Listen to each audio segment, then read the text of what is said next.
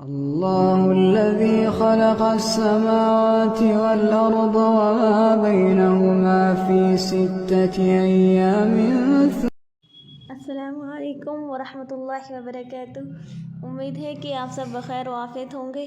اللہ سبحانہ و تعالیٰ آپ سب کو ایمان اور تقوی کی بہترین حالت میں رکھے، آمین یا رب العالمین۔ بسم اللہ الرحمن الرحیم۔ رب اشرح لی صدری ویسر لی امری واحلل عقدۃ من لسانی یفقہوا قولی، رب یسر ولا تعسر وتمم بالخیر وبک نستعین یا فتاح یا فتاح یا فتاح، رب زدنی علما رب زدنی علما رب زدنی فہما۔ آیت نمبر 19۔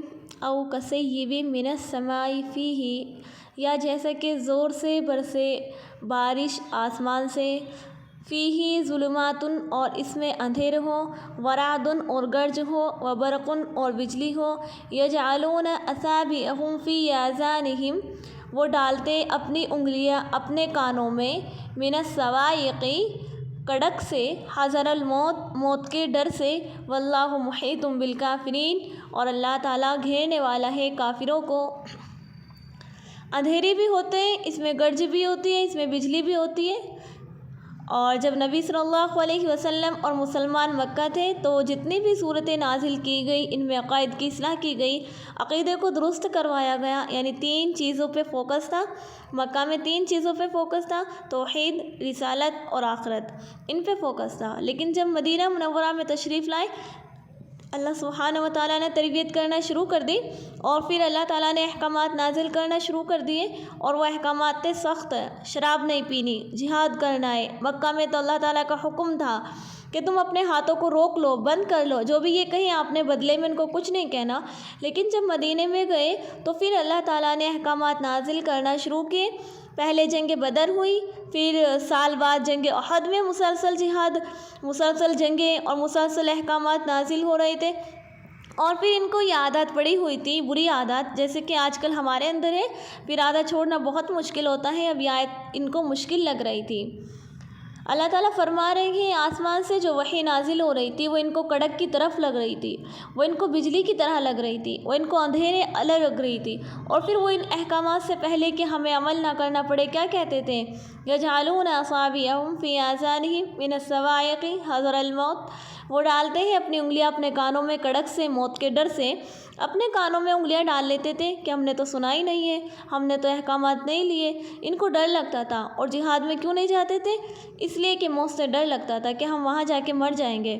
تو اللہ تعالیٰ فرما رہے ہیں، اور اسلام کی رحمت تو آ رہی تھی، لیکن اس کے ساتھ ساتھ مشکلات بھی، بجلی کے کڑاکے بھی۔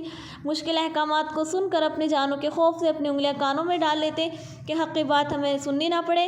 تو اللہ تعالیٰ فرما رہے ہیں واللہ محیط بالکافرین، اور اللہ تعالیٰ گھیرنے والا ہے کافروں کو، اور اللہ تعالیٰ گھیرنے والے ہیں کافروں کو۔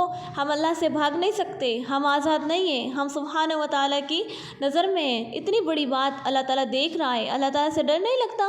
ہم بھی ایسے کرتے ہیں۔ عموماً میں نے کہتے سنا، قرآن اس لیے نہیں پڑھتی کہ اگر پڑھ لیا تو عمل کرنا پڑے گا، اللہ اکبر۔ قرآن اس لیے نہیں سنتی کہ اگر سنا تو عمل کرنا پڑے گا۔ دینی مجالس میں کیوں نہیں بیٹھتی، کیوں نہیں آتی؟ اس لیے کہ عمل کرنا پڑے گا۔ یہی رویہ ہے کہ وہ اپنی انگلیاں اپنے کانوں میں ڈالتے۔ اللہ تعالیٰ گھیرے ہوئے ہیں، اللہ تعالیٰ دیکھ رہے ہیں، ہر کسی کو اللہ تعالیٰ دیکھ رہے ہیں۔ ہم کتنا وقت ضائع کر دیتے ہیں دنیا کے کاموں میں، جیسے کہ ابھی ہم نے پچھلے آیت میں بات کی تھی، ہم نے ان گھنٹوں کا بھی اللہ تعالیٰ کو حساب دینا ہے۔ اللہ تعالیٰ گھیرے ہوئے ہیں، اللہ تعالیٰ کو میرے اور آپ کے ایک ایک عمل کا پتہ ہے، کون کیا کر رہا ہے، ہمیں ایک ایک منٹ کا حساب دینا ہے۔ اللہ تعالیٰ تو کافروں کو گھیرنے والا ہے۔ اور آپ دیکھیں یہاں پہ بات منافقین کی چل رہی ہے جن کی عادت بتائی جا رہی ہے، لیکن یہاں پہ اللہ تعالیٰ کہہ رہے ہیں اللہ تعالیٰ گھیرنے والا ہے کافروں کو، اللہ تعالیٰ گھیرنے والا ہے کافروں کو۔ اب آگے والی آیت دیکھیں، یکاد البرق یخطف ابصارہم، نزدیک ہے بجلی وہ اچک لے جائے ان کی آنکھوں کو، کلما اضاء لہم مشوا فیہ، جب کبھی روشنی فرمائی اس نے ان کے لیے، مشوا فیہ تو وہ چلے اس میں، وَإِذَا أَظْلَمَ عَلَيْهِمْ قَامُوا، جب اندھیرا فرمایا ان پر وہ کھڑے ہو گئے۔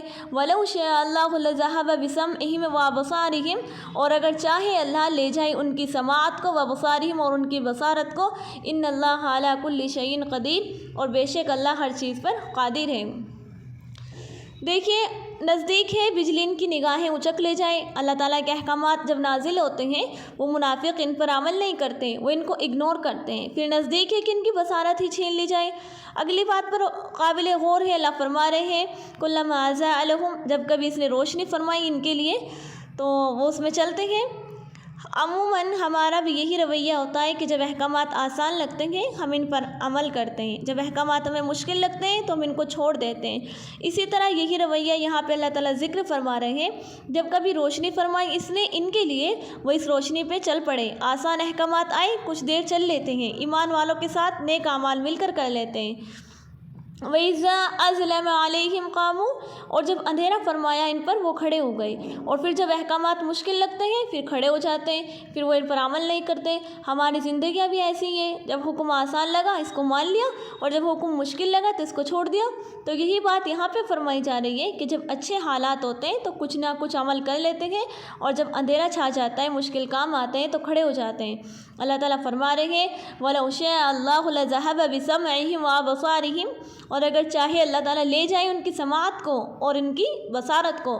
اللہ چاہتا ہے تو ان کی سماعت لے جائے، ان کی بصارت بالکل ہی چھین لے، یعنی اللہ تعالیٰ ان سے پوری کی پوری توفیق ہی چھین لے، کیونکہ یہ اللہ تعالیٰ کی دی ہوئی صلاحیتیں ہیں، سننا دیکھنا۔ اگر اللہ چاہے وہ واپس بھی لے سکتا ہے، وہ سماعت بھی لے سکتا ہے، وہ بصارت بھی لے سکتا ہے۔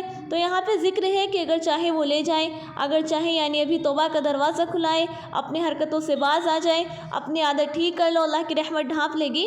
ان اللہ علی کل شیء قدیر، تم اللہ تعالیٰ سے بھاگ نہیں سکتے، اس کی نافرمانیاں کر کے کہہ نہیں سکتے کہ اللہ تعالیٰ بار بار موقع دے رہا ہے، سنبھل جاؤ، صحیح راستے پر آ جاؤ، سدھر جاؤ۔